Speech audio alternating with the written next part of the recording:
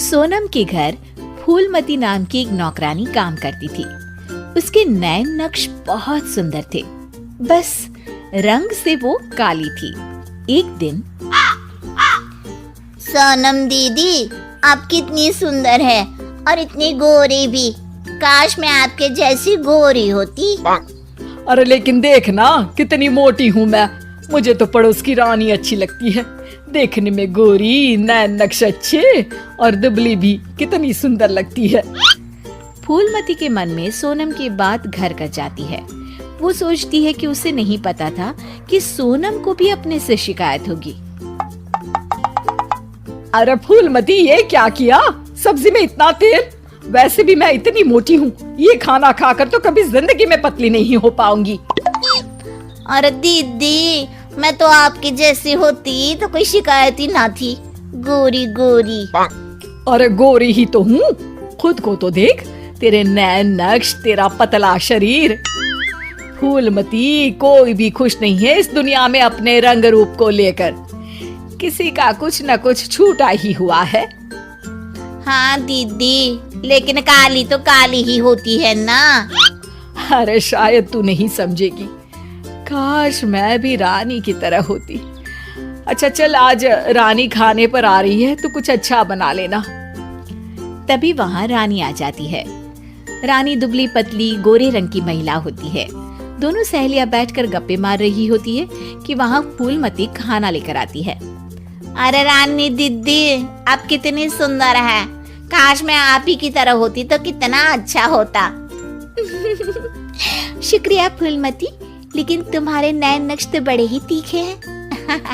हाँ दीदी, लेकिन हूँ तो काली ही ना। वैसे तो मैं भी वो सामने वाली वंदना को देखकर सोचती हूँ कि काश मैं उसके जैसी होती। हैं दीदी, आप भी अपने से खुश नहीं? ना ना, मैं तो बहुत खुश हूँ।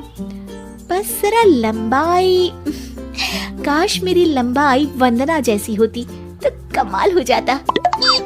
फूलमती उन लोगों को खाना देकर वहाँ से चली जाती है। वो सोचने लगती है, अरे ये क्या? मैं तो सोच रही थी कि सोनम दीदी सबसे सुंदर है, लेकिन लगता है सोनम दीदी कुछ नहीं। अब तो मुझे वंदना से मिलना पड़ेगा। देखो तो सही कि वो क्या चीज है। एक दिन मौका देखकर फूलमती वंदना के घर जाती है और उसके दरवाजे की बेल बजाती है। हाँ बोलो, क्या काम है? मैं ना एक काम वाली हूँ और घरों में काम करती हूँ। क्या आपको किसी नौकरानी की जरूरत है? हाँ हाँ, जरूरत तो है, लेकिन सिर्फ झाड़ू के लिए।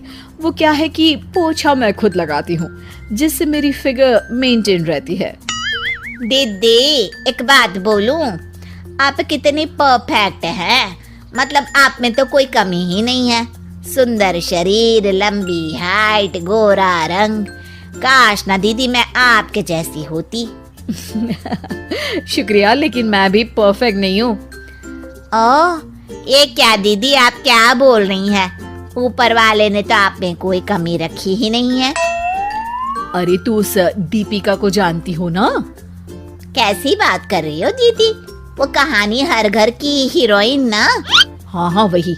उसकी त्वचा देखी है, कैसी दमकती चमकती, और कमर तो कितनी पतली है। हाय। पर दीदी, वो तो हीरोइन है, हीरोइन। वो तो पैदा ही ऐसी हुई होगी।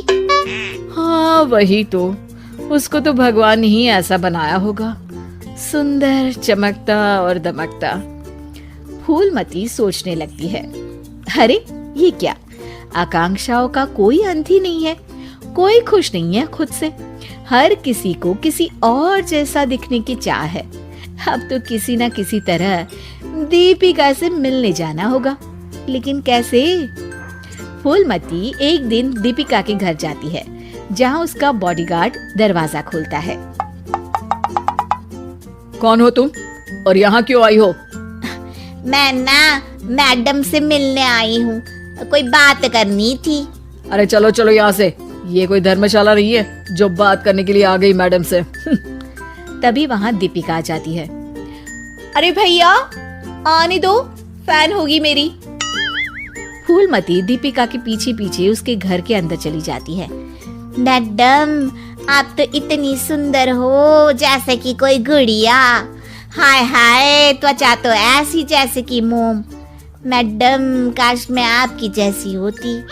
अरे मैं काफी परेशान हूँ अपने रंग रूप को लेकर। एक ही जिंदगी और उसमें भी भगवान ने मुझे ऐसा बना दिया। दीपिका को फूलमती की बात परेशान कर देती है।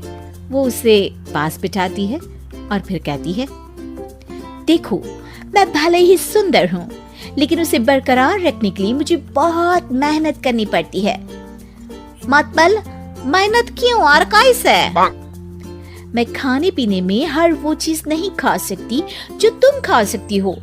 मैं धूप, पानी, हवा, धूल से दूर रहती हूँ, नहीं तो दाने निकल आते हैं। ना जी ना मैडम, मैं तो सारा दिन घूमूं। बारिश में भीगना तो मुझे बहुत ही अच्छा लगे है। अरे महंगी महंगी क्रीम, पाउडर जिस दिन मैं लगाना छोड़ दूं ना, तो देखो कैसी बुढ़िया सी शक्ल हो जाएगी मेरी। अरे मेरे ये सुंदर होठ, ये तो मैंने सर्जरी से करवाए हैं, जिसका मुझे बहुत ज्यादा ख्याल रखना पड़ता है। दीपिका की बात सुनकर फूलमती वहां से निकल जाती है, वापस आती है सोनम के पास और काम करने लगती है। अरे फूलमती, क्या हुआ? आज बड़ी खुश लग रही है।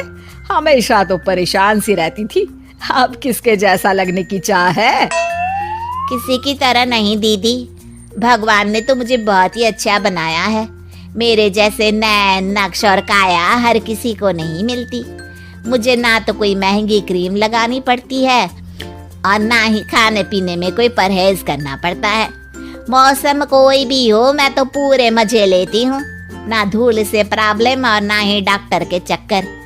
तो दीदी, मैं तो अब खुशी रहूंगी ना।